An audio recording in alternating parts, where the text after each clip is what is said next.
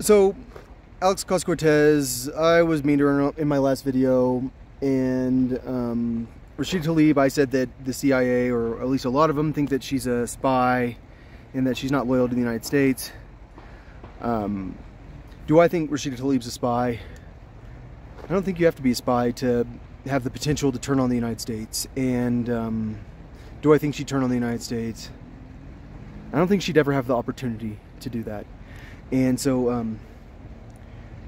Alex Ocasio-Cortez, maybe I don't know anything about her foreign policy views, but what I do know is, like, her views on the border are like, we should just open the border, and her view on a lot of things are very woke.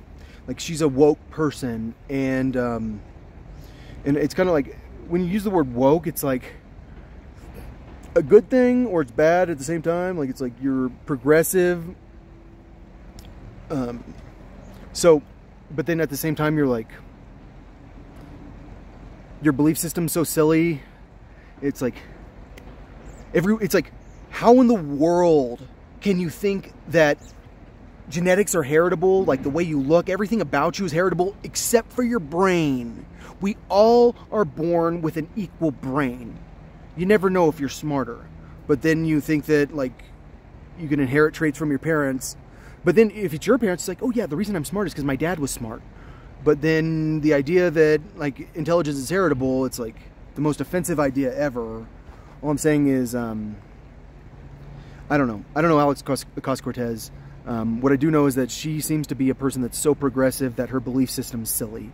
Like, her belief in, like, massively taxing the rich in order to, like, redistribute the wealth, and then, like, the belief that doing that would not absolutely destroy the United States economy, because her perspective on the economy is, how do we just okay, so say that you tax the rich massively, and then you use that cash, which is paper. We got paper now. We can't print paper. Wait, yeah, you can print paper. We're going to take this paper and we're going to turn it into using raw materials. We're going to burn a lot of fuel. We're going to do everything possible to destroy the planet so that we can help the poor. But that's not going to destroy the planet, because consumption isn't how you're successful, isn't how you're wealthy. Wealthy people don't have the ability to consume more. Yeah, they do. Wealthy people can consume more. I'm sorry if I'm confusing sometimes. I am not very good at talking sometimes. But all I'm saying is, you take a bunch of wealthy people's money that's not being used at all, because the wealthy people will not spend any more money than they've already spent because they're already super duper rich. And then you go, oh, poor person that has an incredible budget, you should probably spend way more money on like stupid shit. And then you're like, well, that's not going to destroy the planet, because the shit you buy isn't going to be manufactured. The stuff you buy doesn't require oil. The stuff you buy doesn't require a lot of things. Yes, it does. And so all I'm saying is, Alex Ocasio-Cortez is a massive environmentalist who's massively against the environment, and she doesn't even know it. And that's why I tend to, like, target her when I want to be mean sometimes, because she's someone that's so woke that it's silly. And I know what it's like, because I used to be so woke that I was like, why are you oppressing the Muslim Brotherhood?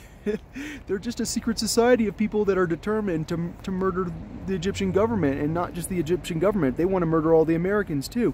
Why are you oppressing them? Give them equal rights. It's like, okay, like, no. I gave up on democracy around the time Hamas took over Gaza.